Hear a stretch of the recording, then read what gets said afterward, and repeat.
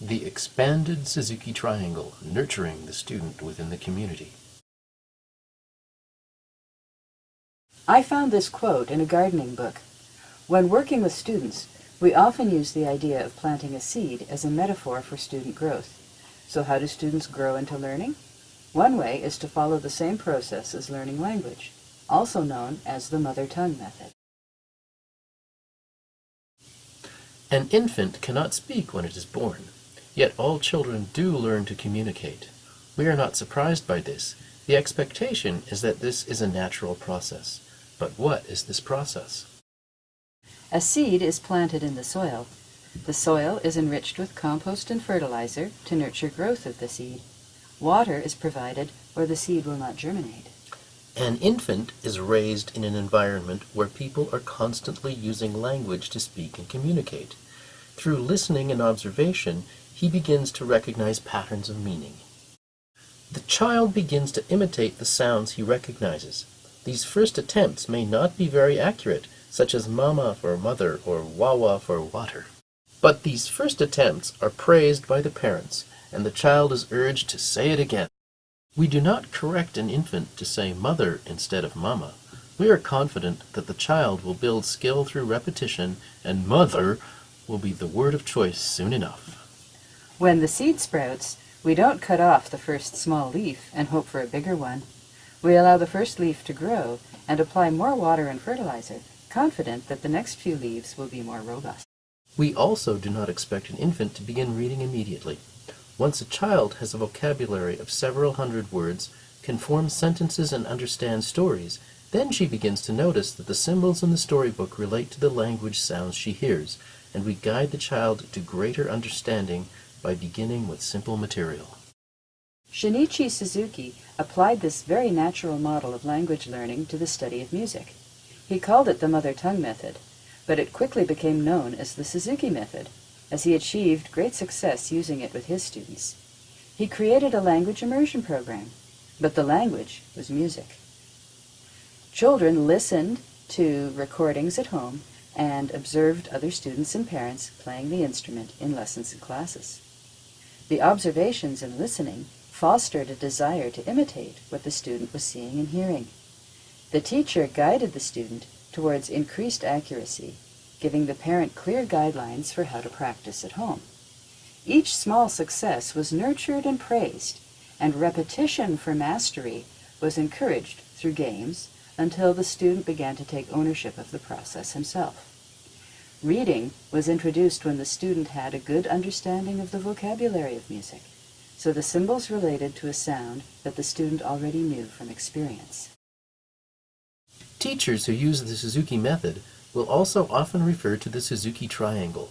This is a model of the relationship between the three participants in this learning process: the parent, the teacher, and the child. The parent provides the environment where the child can learn and grow. The parent plays recordings, takes the child to lessons and classes, and practices with the child at home. The teacher provides the lesson. The teacher guides the student towards increased mastery, provides a model to imitate, and also teaches the parent, so the parent can have experience to help the child. This also sets up an opportunity for the child to listen and observe his strongest role model, his own parent, demonstrate the importance of learning and practice. And the child listens to the recordings and practices. Let's look at each corner of the Suzuki triangle a little more closely. For the first years, the child will practice regularly with the parent. The eventual goal is for the child to learn how to practice effectively on their own. The teacher provides an individual lesson and a group lesson. And the parent provides the environment in the home and the social environment in a community that expands as the child grows and matures. The teacher provides an individual lesson and a group lesson.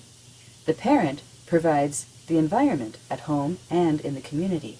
The group lesson is where the music that the child is learning through the mother tongue method is used as a language of communication. The group lesson is the stepping stone into the greater musical community.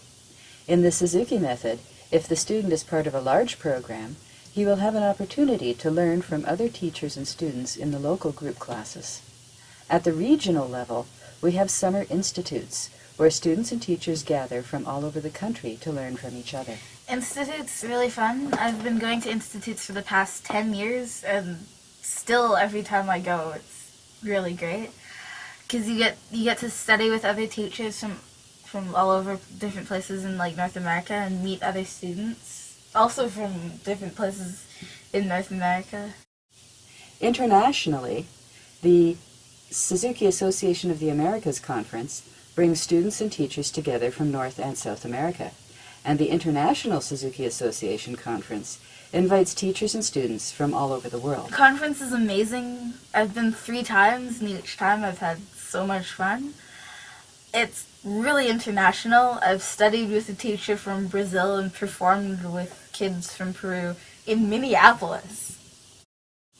Making music as a group, whether on the local, regional, or international level, in rehearsal or performance, is an opportunity to realize the deep emotional and communicative power of music.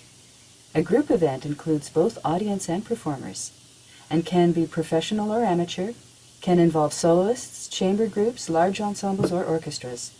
But all group events create a community, or, as in the Rilke quote we started with, circumstances favorable to the creation of beauty, and music is beautiful.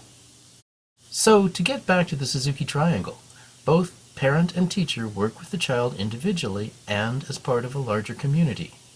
Just as the teacher spends considerable time and effort behind the scenes to organize group classes and performances, so does the parent spend time and effort to volunteer their support of these activities as part of developing an expanded musical environment in which the child can grow. If we are successful in creating an expanded and enriched environment that nurtures the child's musical development, the child will grow into an independent person who is fluent in the language of music, thanks to the Suzuki, or mother tongue, method.